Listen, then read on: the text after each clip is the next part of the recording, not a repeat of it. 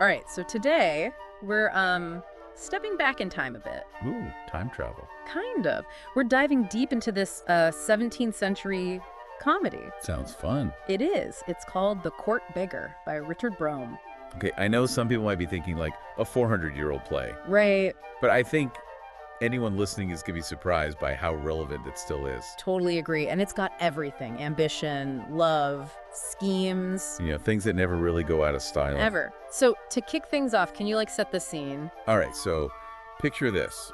The English port, 1632. Fancy. Everyone's trying to climb the social ladder, gain favor with the king. Sounds stressful. It was. And right in the middle of all this, we've got Sir Andrew Mendicant. Mendicant, huh? Yeah, it's like almost ironic considering what he's all about. Okay, I'm intrigued. So he's this old knight, used to have a nice estate in the country. A quiet life. Exactly. But then he gets bitten by the ambition bug, abandons his land. For the excitement of the city. You got it. Yeah. He becomes obsessed with these things called projects. Projects. Like what? Building projects. Not quite. Think more like the 17th century version of startups. Oh, I see. So always chasing the next big thing. Exactly. But instead of building businesses, he's after monopolies and royal favors. So basically, he's trying to get rich quick without really working. Pretty much. And his latest scheme involves his daughter, Carissa. Oh, this sounds like trouble. It is. He wants to marry her off to this supposedly brilliant guy, Sir Ferdinando. A rising star, I bet. That's what everyone thinks, but there's a catch, a big one. Don't tell me he's already married. Worse, Sir Ferdinando has gone completely mad. Whoa, okay, that's a bit of a wrench in the plan. You'd think so, right? Right. But Sir Andrew, he sees this as an opportunity. Wait, really? How? He figures if Ferdinando doesn't recover, he might control the guy's estate. He's pretty ruthless for a comedy character, don't you think? Oh, absolutely. Yeah. It's one of the things that makes the play so funny and kind of dark. So you mentioned these projects, these schemes of his. Right, so projectors in this time, they were kind of a fascinating bunch. Like respected, but also kind of shady. Exactly. People saw them as clever, but also as, schemers trying to game the system. And Sir Andrew is like the poster child for that. Totally. One of his big ideas is a monopoly on wig making. Wigs, very important back then. Oh, absolutely. Mm. But Sir Andrew, he wants to make sure only wholesome hair is used. Wholesome hair? What does that even mean? That's where the comedy comes in. The play goes into all these details about where not to get the hair. Like from, I don't know, shady barbers. Even worse, they talk about avoiding hair from the gallows in hospitals. Oh, yikes. Not exactly the luxurious image they were going for. Right. It's Brome's way of poking fun at this obsession with appearance. Like how far people would go to fit in with the latest trends. It's timeless, right? Totally. And what other brilliant ideas does Sir Andrew have? Well, he also comes up with this concept called pride money. Pride money. Basically, a tax on anyone wearing fashionable clothing. So he wants to tax people for being trendy. You got it. And of course, it comes with a sliding scale. The fancier the clothes, the higher the tax. Oh, I love that. So he's trying to control what people wear and profit from it? It's brilliant satire and honestly, still relevant today. Right. When you think about influencers and trends and all that. Exactly. But let's move on to another character. This one's a real wild card. Oh, I like wild cards. Lay it on me. This is the humorous Lady Strangelove. Humorous. Is she a comedian? Not quite, but she's witty and enjoys attention, especially from men. Sounds like a player. You could say that. She's a wealthy widow, knows how to work the courtly love game. So what does humorous even mean in this context? It's not just that she's funny, it means she's unpredictable, follows her whims. I'm getting whiplash just imagining her. Right. Sir Andrew sees her as a potential investor, but she's no fool. I bet she sees right through him. Exactly. And the play describes her as someone who, well, she draws men in and then rejects them cruelly. Ouch. So is she looking for love or just playing with people? That's the big question, right? Does genuine love even exist in this courtly world? It's like Brome is making us question everything. And that's what makes the Court Beggar so fascinating. So we've got Sir Andrew climbing that social ladder and Lady Strangelove playing her own game. And then there's Sir Ferdinando, the supposedly brilliant knight who's lost his mind. Right, we can't forget about him. His madness adds a whole other layer to the play. Is it real? Is it an act?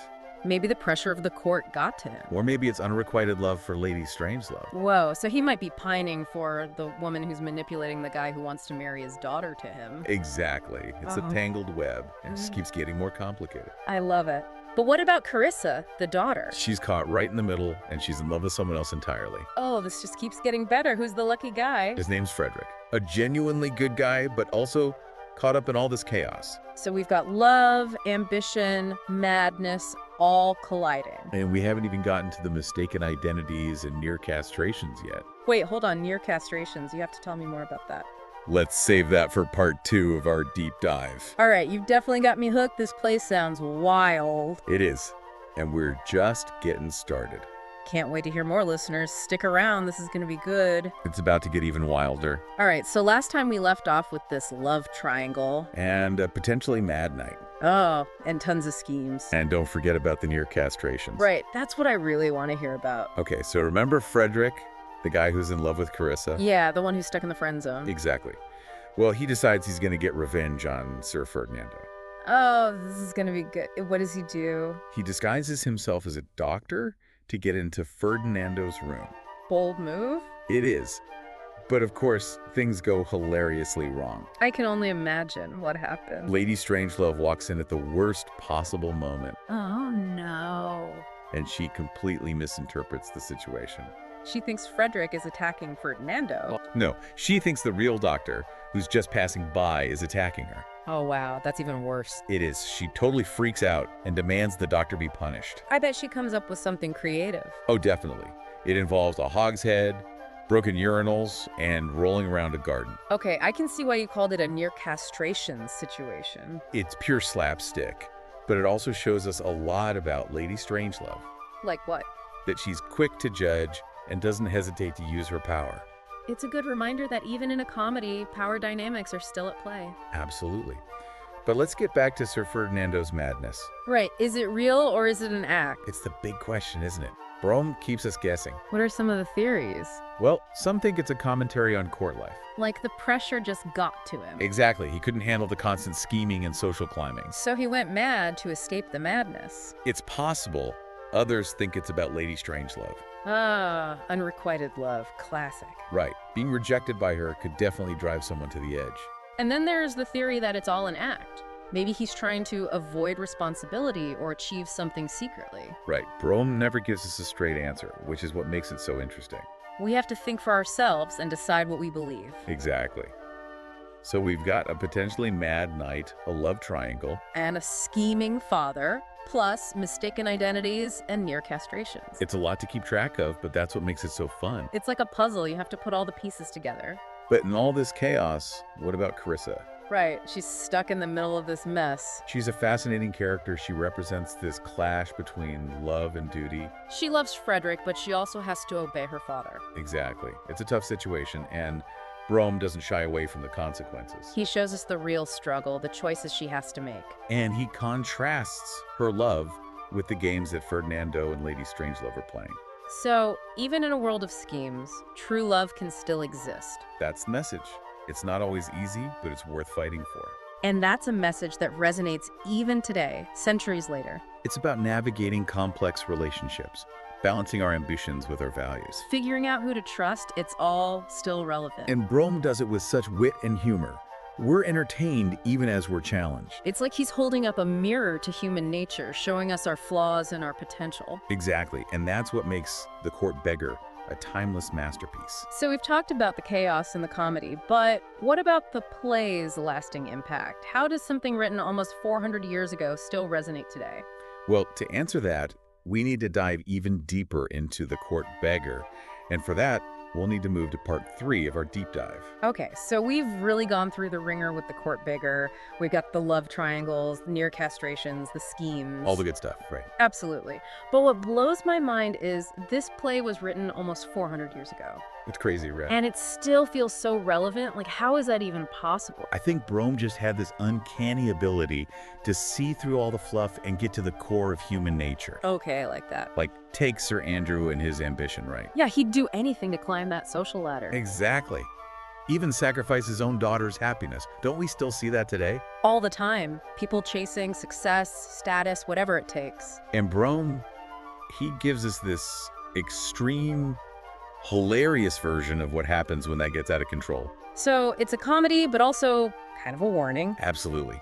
A reminder that chasing after status can lead to some pretty dark places. And what about love in this crazy courtly world? Right, we've got Carissa and Frederick, this pure, genuine love. And then you've got Lady Strangelove and her games. It's like Brome is showing us that love can exist in so many forms, even when everything else is superficial. But it's definitely not easy for Carissa and Frederick. Not at all. Their relationship is constantly being tested by everyone's schemes. So it's not just a fairy tale. Nope, it's a love that has to fight to survive. And then we've got the madness. Not just Ferdinando, but like everyone in the court seems a little bit off.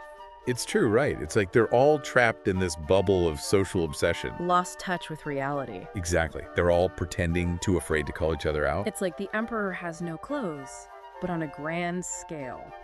I love that.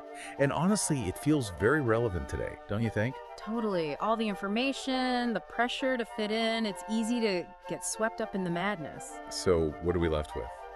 The Court Beggar. Yeah. It's not just some funny historical relic. It's like a reflection of humanity, the choices we make, the relationships we build. How we deal with a world that can be totally absurd. And Brome, he does all of this with such wit and intelligence. Makes you think, but you're also laughing along the way.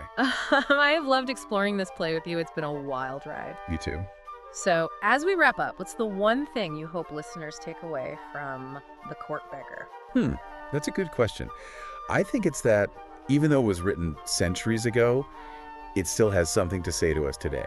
About ambition, love, madness, the whole shebang. Exactly. And who knows, maybe it'll inspire people to check out the play themselves. I think they should. It's truly a hidden gem. Well said. All right, until next time, keep exploring, keep questioning, and keep those brains working. And never underestimate the power of a good laugh. Couldn't agree more.